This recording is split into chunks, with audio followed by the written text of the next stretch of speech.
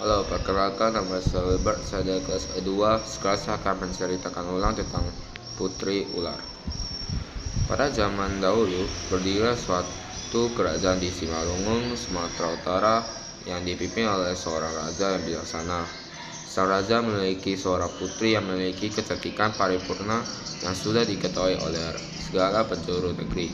Hingga suatu hari, seorang raja muda dari kerajaan yang tidak jauh dari kerajaan sang raja ingin menikahi sang putri yang cantik jelita. Raja muda kemudian mengumpulkan para penasihat kerajaan dan meminta pendapat dari mereka mengenai rencana untuk melamar sang putri. Para penasihat pun setuju dan keesokan harinya raja muda mengirimkan rombongan utusannya ke kerajaan sang putri. Mereka disambut dan dijamu baik oleh sang raja. Setelah itu, salah satu utusan raja muda menyampaikan maksud kedatangan mereka, yaitu untuk meminta restu dari sang raja untuk menikahi sang putri atas nama raja muda. Sang raja dengan senang hati merestui pernikahan mereka karena pernikahannya dapat mewujudkan persatuan dan masyarakat yang makmur, damai, dan sejahtera.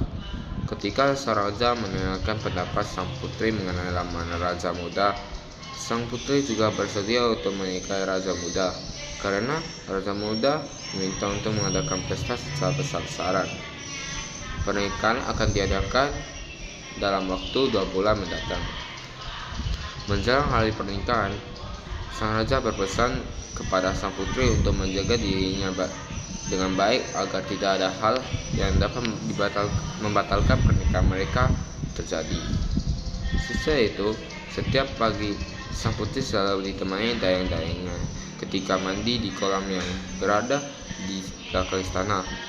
Suatu hari, sang putri duduk di atas sebuah batu di tepi kolam sambil membayangkan betapa bahagia dirinya ketika dia duduk di pelaminan bersama raja muda yang gagah dan tampan.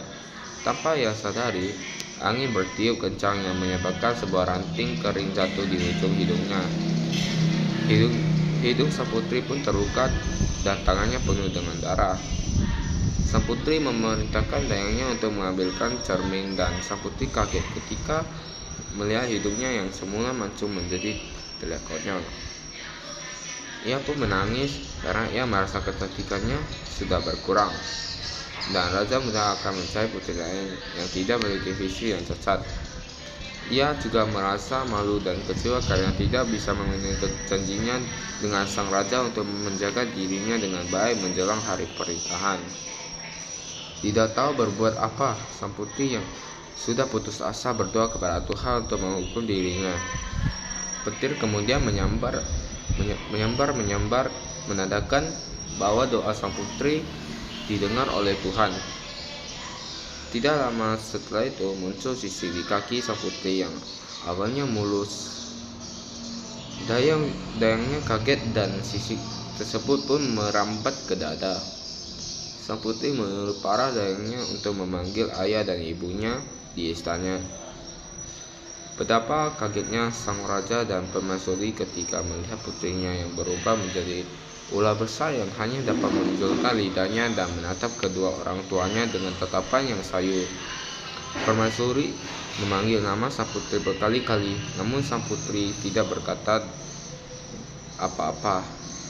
Tidak ada yang dapat dilakukan oleh sang raja, permaisuri, dan para dayangnya. Mereka hanya dapat menangis melihat nasib sang putri menjadi seekor ular. Terima kasih.